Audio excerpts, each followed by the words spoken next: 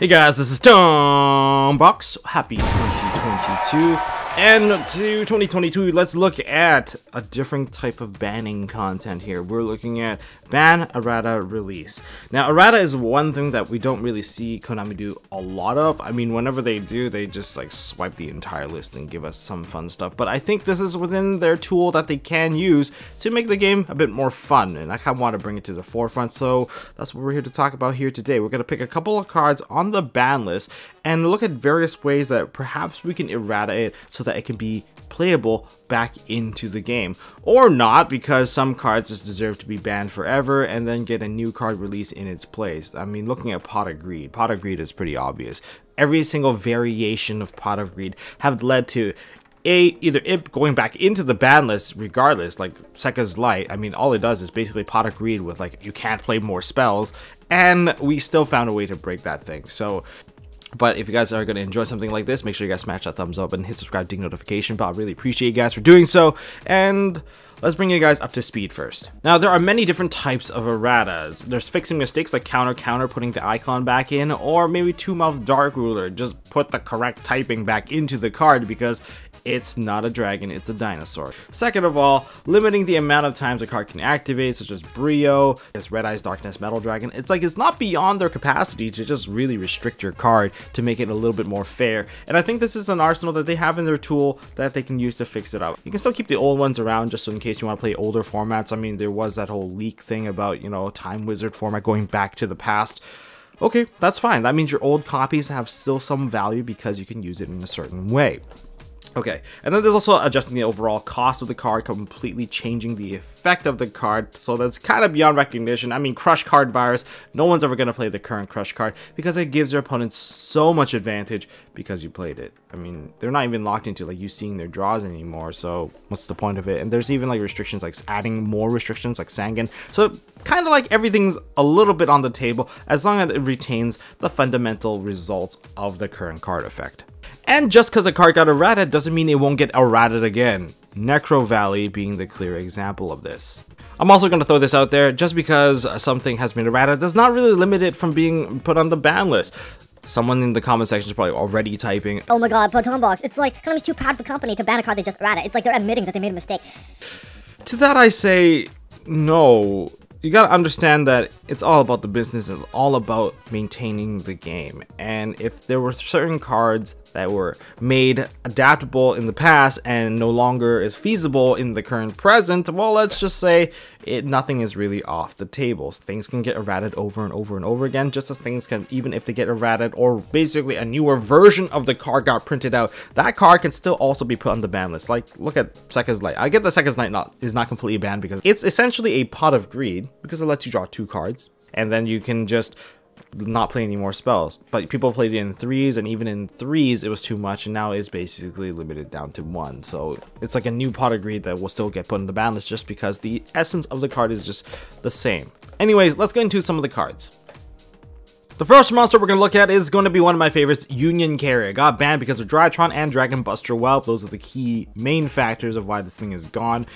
In terms of its summon ability, it's really easy and more or less generic because all it requires is 2 monsters with the same type and or attribute. That makes it accessible through even the Dragon Link deck, which is why Dragon Buster Whelp setting up the Buster Lock, cutting people out of their extra was extremely difficult for a lot of decks to deal with, because even if you had the Dark Ruler no more, even if you had the Forbidden Droplets, it wouldn't matter because it's equipped to basically an effect that has already applied, and since it's applying to another card, it won't really fall off in any case. So even if you do that, you're still locked into the Buster Lock. If you go into battle phase battle, that means you have to now break the board in main phase 2. Not the most ideal, guaranteeing that the player that performed the Buster Lock getting another turn. For Drytron, I think it's a little bit more obsolete now, because with Mu Beta now existing in the game, why wouldn't you not just directly go into Mu Beta instead? Unless you're thinking about this card being a follow-up, but this requires your opponent to run a Dawn Knight in their deck, and that's a brick card that I don't think they want to run. So I think Drytron more or less is a mute point, but being able to Buster Lock someone with this card is still more or less valid. And I think there's a variety of decks that can Buster Lock because it only needs to check on one particular thing, the typing or the attribute. and you can equip it straight from the deck. All the restriction is you just can't summon it if you you equip it from the deck. So if that's the case, why don't we look at the purpose of this card? This card was genuinely made to support unions, and hence the name Union Carrier. Even looks like a Union Hanger. It's for like machines. So if I were to take an attempt and crack at this, I would lock this thing into requiring 2 machine monsters with the same type and or attribute. Or maybe 2 machine monsters with the same attribute to actually get this out. For Drytrons, who cares? I think they're more or less a moot point at this rate. And in terms of what you can equip straight from the deck, I would say you're locked into only equipping machines. I think this thing is meant for Union machine monsters, whether it be for Machinas, whether it be for ABCs, whether it be for XYZ. I think that would actually restrict it all the way down, where it would just be a lot more fair. Not everyone's gonna play this card. Like, it's not like Predaplant, Verte, Anaconda by any means. But you can't Buster Lock, so that takes care of the Buster Lock scenario. That means Buster Blader players aren't losing their Buster Whelp. And then Union players can definitely use this card as a really key component in their deck. So that's how I would say. Do you guys think that would be fair? Do you think that would be unfair? If it did have the machine-based restriction, would this be allowed to come back? Let me know down in the comment section, because hey, this is just trying to get the card to be as fair as possible with its intended purpose. This next one here is Imperial Order, everyone's most hated trap card for the format, because let's face it, shutting down everyone's spell effects is just really mean, especially when you have Developer Board, Dark Ruler being turned off. Basically, there's not really much you can do about this. But that being said, how do we actually make it more fair? In terms of its card text, it states negate all spell effects on the field, and during the standby phase you must pay 700 life points. This is not optional, or destroy this card. Okay, so it's not optional, you have to pay. So let's keep it so that you still have to pay life points in some regard, but I think it's really cheap that you can just free negate a card immediately for no apparent reason, not even paying any cost. So we're going to reroute the cost, and instead of making the continuous effect, well, we will make it a continuous effect, but it's something that is mandatory. You have to keep activating over and over and over again, so it's a little bit more fair. So hear me out, guys. What if we change the text so that if you want to activate this, you must pay 700 life points to activate the card itself. So if you flip it from face up to face down, 700 life points, okay? And then it has perhaps colon, while this card remains face up on the field, negate the spell effects of basically negate all spell effects on the field. Same part of the edit until the end of the turn. We're at until the end of the turn. But like, oh my god, that just makes it optional. No, we're not going to make it optional. We're going to put a draw phase clause here on the draw phase. All right. So on the draw phase, it basically activates again. Pay during the draw phase, pay 700 life points, colon. It's mandatory. This is a mandatory cost. And until the end of this turn,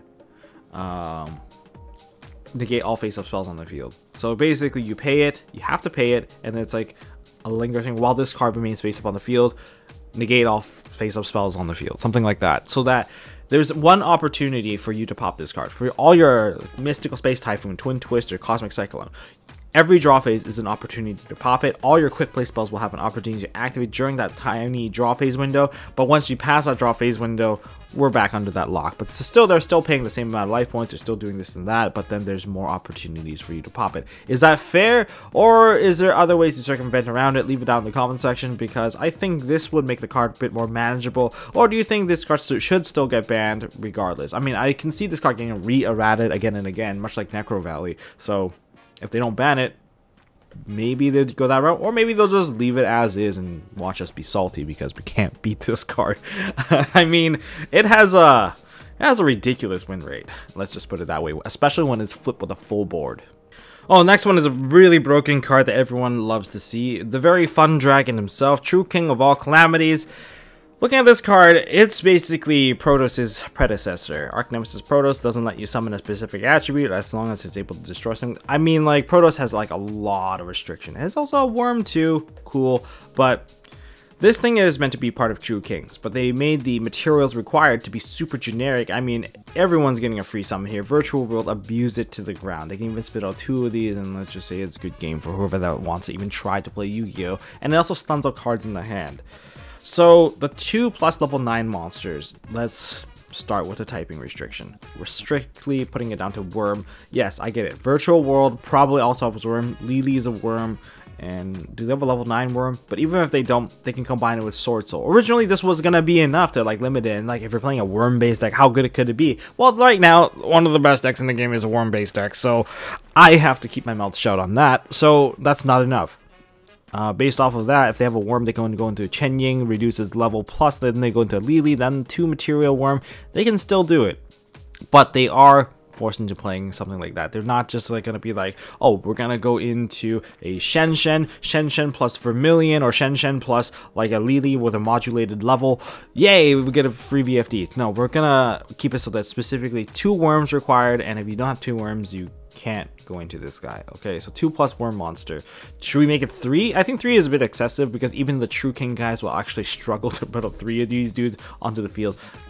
That's to me a bit much. Okay, so what else can we think about here that like a part of the effect? You can detach 1 material from this card.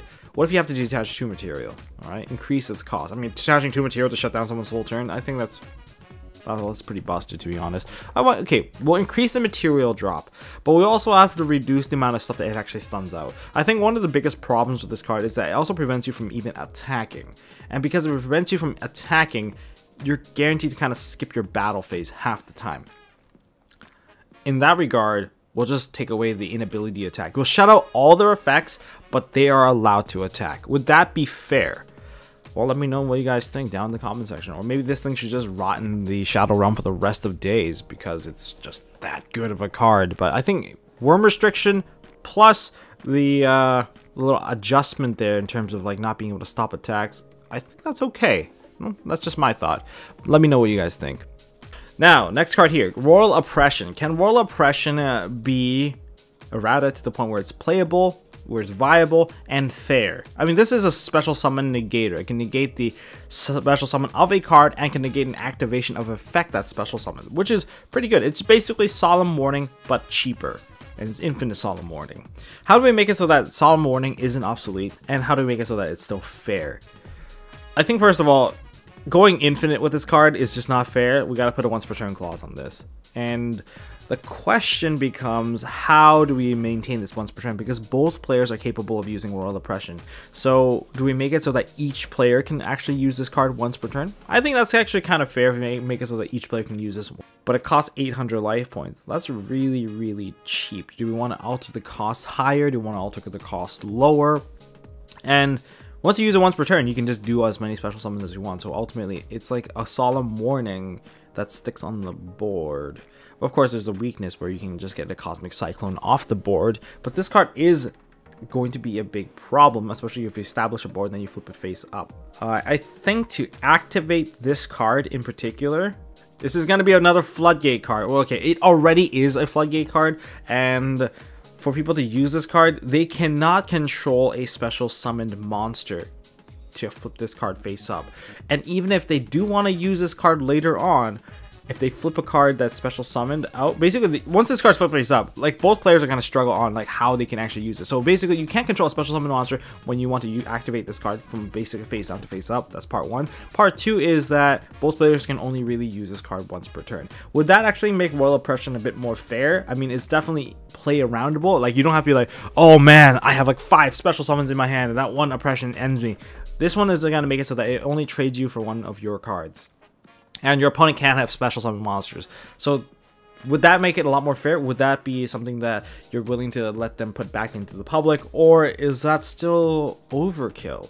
Or should a new card be released overall in terms of like summoning floodgates? I mean, we have a ton of summoning floodgates already in the game right now, but this is just, you know, something to kind of test our brain on. What if like there was like the second wave of unbanning of cards and just mass errata? Would that be something that you'd be willing to accept even at 1 copy? All right, well, that's all I got for the 2022 ban errata for January. Maybe we'll do more episodes like this where we can actually look at some of these ban cards and just talk about whether or not they can actually come off the list if they get an errata, or maybe they're just fair because the context of the game has completely changed.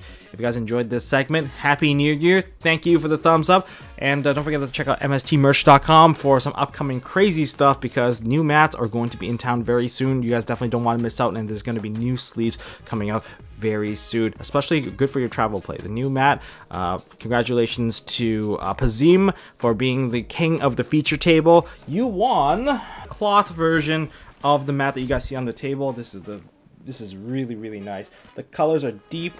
And I'm just waiting for the packaging to arrive, but this is cloth mat made by MST.TV.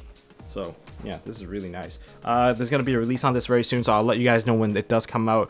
And hopefully you guys enjoy it as much as I do, because if traveling is gonna be happening again, this is probably one of the cooler mats to have. And anyways, Happy New Year's, everyone. Hopefully you have a fantastic day and kick off the New Year strong. And you know, hopefully you all will be able to meet your New Year's resolution by having your wish card banned on the ban list. I don't know. See you guys in the next one.